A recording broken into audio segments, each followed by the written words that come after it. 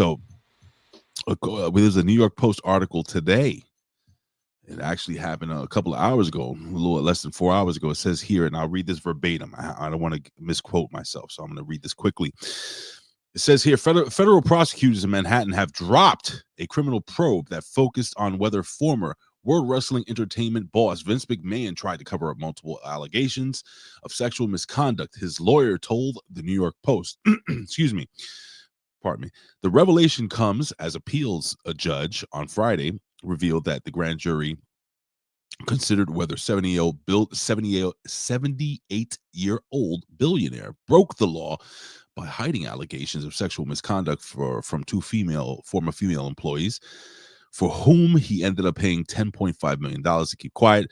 It finishes off by saying the ruling from a 3-judge panel does not name McMahon, but refers to the subject of any ongoing grand jury investigation concerning whether, as CEO, he has encouraged any criminal in a criminal scheme to circumvent the company's internal accounting controls and misled the company's auditors in order to conceal multiple allegations of sexual misconduct raised against him by 2 former company employees. So basically, in layman's terms, he got off without getting in trouble. I wonder why. Why do you think, Fed? Think it has anything to do with a certain president? Yeah, something like that, probably. You think? You know, really maybe. Think? Nah. That would just be crazy, right? No? You think he's doing that dance? Maybe. Wow. But I mean, in terms of like, I don't know if at any point in time anybody with a rational working brain thought that, you know, Vince McMahon was going down to Cobb County, Georgia and serving hard time or anything. That was never. Have you ever been down to Cobb? Yeah, that was never going to happen. I think that enough damage has been done. The fact that he's been disgraced and all this other stuff is hopefully that's enough, and hopefully that'll be more to come with the civil trial and, you know, other things like that. I think that's where they'll get him, though, the civil trial.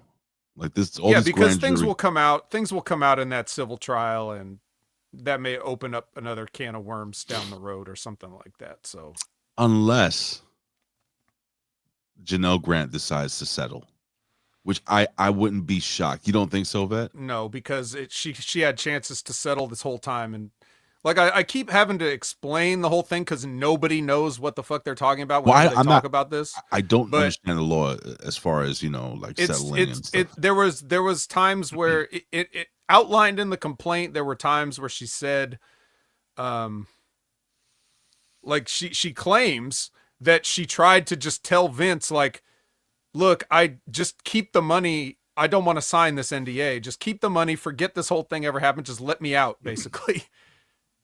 Like, she tried to appeal to him as a human and be like, just forget it. Don't pay me anything. I'll figure it out. Just let me go. And he's like, no, you got to sign this. And that's, you know, that's her testimony as far as that's what she's saying. So at least at one point she was trying to say, like, I don't even care about the money. I just don't want to deal with you anymore. Right. So if she was going to settle, you know, the whole kind of thing is like, he wouldn't let her out. Right. So she's like, okay, then I guess I'll take the money. And then he stiffed her on the money. Mm-hmm. So she's like, okay, motherfucker, I guess I'm naming names now. That's basically the short, you know, Cliff's Notes version of how we got to this point. So it's really not about the money right now. If it was about the money, she could have taken the money at multiple points. Facts.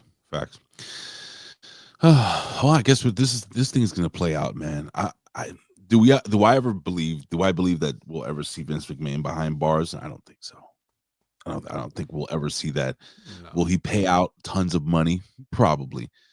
But to a billionaire, what's $100 million? Let's be honest.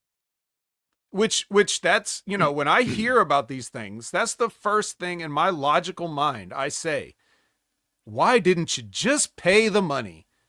It's weird to me to even think that a person that looks at women as objects, right?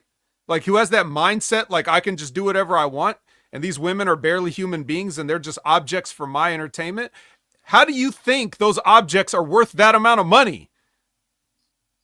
I get what you're saying. I get what you're saying. like and that's a person. They're worthless, except you're going to pay them millions of dollars.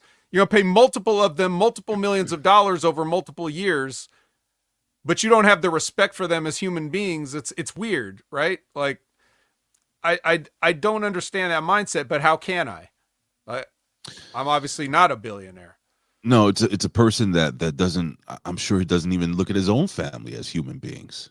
You know, they're commodities. They're part of the show, I guess you would say. You know what I mean? So, yeah, man, this is a person, in my humble opinion, after many, almost 50 years of watching this person on my television screen and hearing stories and knowing people that work for him and so on and so forth, that doesn't value human life.